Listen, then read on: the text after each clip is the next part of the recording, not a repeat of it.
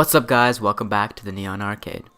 Cyberpunk as a genre has had its share of poignant pieces of work in its history as an established niche, and Cyberpunk 2077 stands to take some of the best components of these meaningful pieces and blend them into a powerful meditation on the vulnerability of the human condition in a high-tech solipsistic world.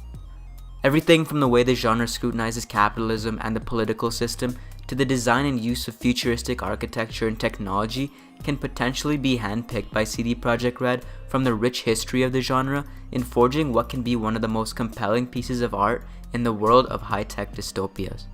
There is no lack of choice in the pool of ideas and aesthetics from the past to choose from, so today we're going to be looking at some of Cyberpunk 2077's biggest influences and how everything from the design of the buildings to the weapons to the tone and themes can be traced back to a masterful implementation in previous Cyberpunk works.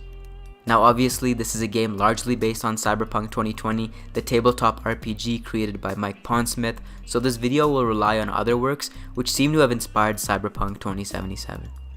As an additional side note, as I go through the biggest influences laid out in this video, it's mostly going to be movies, but if you're big into Cyberpunk literature, drop a comment and let me know your favorites or ones that may be relevant to this video. Blade Runner was one of the first truly genre-defining large-scale feats, and the original 1982 flick is still widely regarded as one of the best, and a key film in opening up people to the grim future of massive urban cities driven by high-tech and dodgy morality.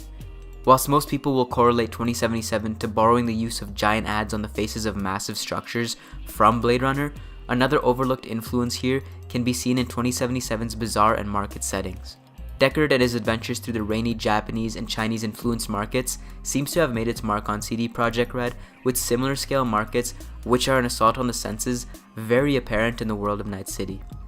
Noodle bars like the ones seen here are also heavily inspired from the various Asian and Oriental sections of the city in Blade Runner. V's apartment also looks very similar to Deckard's, with its tight angular spaces, low ceilings, small windows, and squarish designs etched onto the walls. Whilst Cyberpunk 2077 has a full night and day cycle, you can expect Night City's markets and walkways to reflect the same mood, especially at night or in the rain, as Blade Runner. Now in the same regard, 2077 City is also a mix of the 2017 adaptation of Ghost in the Shell. A more modern vision and eye-popping version of Blade Runner City, neon illumination and light pollution fill the streets, which are heavily fortified by not only the blinding animated advertisements, but also the density of the population and architecture of the skyscraper-esque corporate buildings. Cyberpunk 2077 borrows the dark feeling and ominous tone from Blade Runner, but the actual aesthetic of the city and the sheer amount of people seem to be more aligned with this vision of a cyberpunk world. Now the original Ghost in the Shell anime is superior in my opinion, and it's not due to its artwork and design, although also beautiful, but more for its meditations about human consciousness, sense of self, and internal conflict.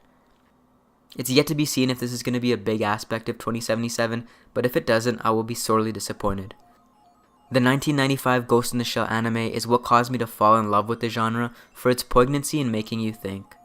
Whilst I feel 2077 will not be as philosophical due to it being aimed at a more mainstream market, I do hope they explore meaningful issues like transhumanism, greed, sacrifice, and morality. Akira is one of my favorite cyberpunk worlds, as it's a cyberpunk world realized in some of the same ways as previous titles, but with a different thought-provoking spin, mostly correlated to its ending. The 1988 film is very megacorp-centric and highlights class disparity well with its towering skyscrapers, slums, business and government higher-ups, and lowly biker gangs and streetwalkers. It also seems to have influenced at least the motorbikes in 2077, as we can see in this screenshot with female V. 2012's Dread also carries a lot of weight within the world of Night City in Cyberpunk 2077. The megastructures and the ecosystem within them are almost identical to 2077's, and there was major inspiration here, as well as with the Kereznikov reflex boosters seen in the demo. Dread's slow-mo inhaler is ingested in the same way and offers the same slow-motion bullet time effects as Kereznikov, and I'm very happy to be seeing both the lively bustle of megastructures and the heavy drug influence present in 2077. This is a cyberpunk game that not only has to blend all these fan-favorite elements, but also has to push the genre forward in a unique and mature way.